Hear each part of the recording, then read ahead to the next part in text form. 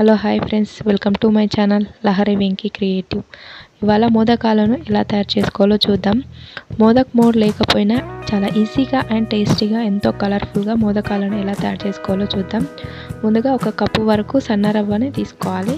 దీన్ని బొంబాయి రవ్వ అని కూడా అంటారు. అలాగే ఒక 2 బీట్రూట్ని ఇలా చిన్నగా తరుముకొని ఒక కప్పు వరకు తీసుకోవాలి. ఈ బీట్రూట్ని ఒక మిక్సీ జార్లో వేసుకొని మెత్తని పేస్ట్లా చేసుకోవాలి.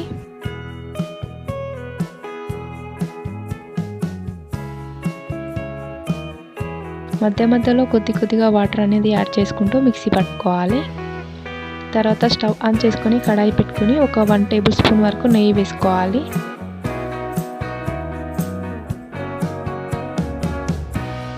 నెయ్యి అనేది ఇలా కరిగిన తర్వాత మనం తీసుకున్న బొంబాయి రవ్వని వేసుకోవాలి.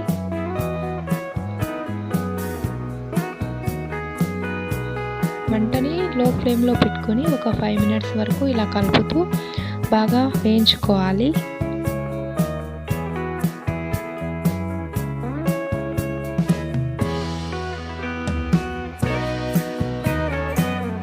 తర్వాత ఒక టీ గ్లాస్ వరకు వాటర్ అనేది యాడ్ చేసుకోవాలి.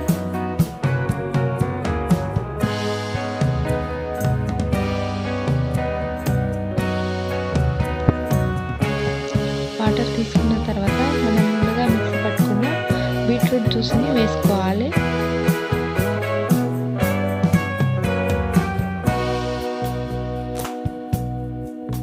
ఇలా కొద్దిగా బీట్రూట్ రసం వేసుకొని బాగా కలుపుకోవాలి. ఉండలు అనేది లేకుండా బీట్రూట్ రసం కొద్దిగా వేసుకుంటూ బాగా కలుపుకోవాలి.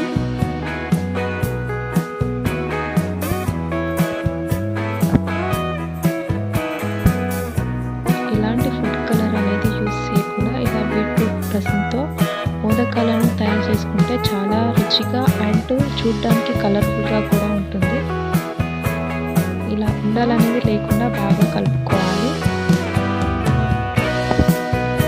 ఇలా మొత్తం దగ్గర కడిగిన తర్వాత మనం ఏ కప్పుతో అయితే రవ్వను తీసుకున్నామో అదే కప్పుతో చక్కెరను తీసుకోవాలి.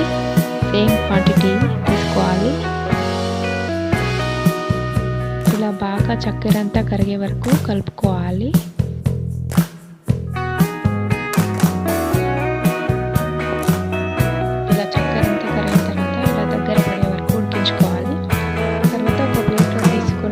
చల్లార్చుకోవాలి.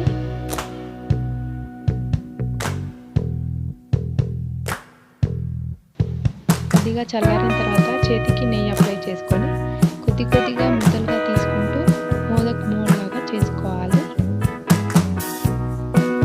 ఇలా ఈ వీడియోలో చూపిస్తున్న విధంగా చేసుకోవాలి.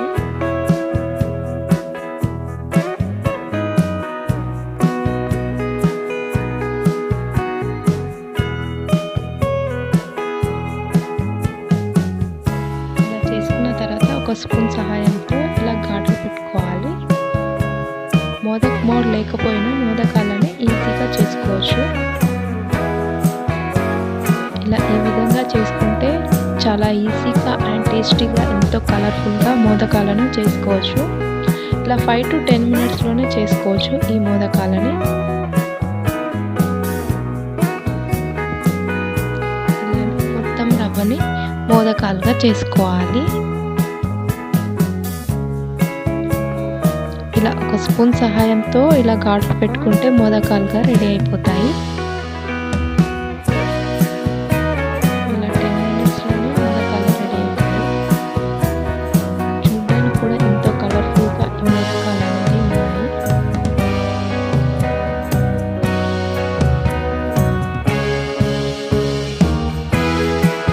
Thank you for watching this channel. Please subscribe my channel. Like, share, subscribe my channel.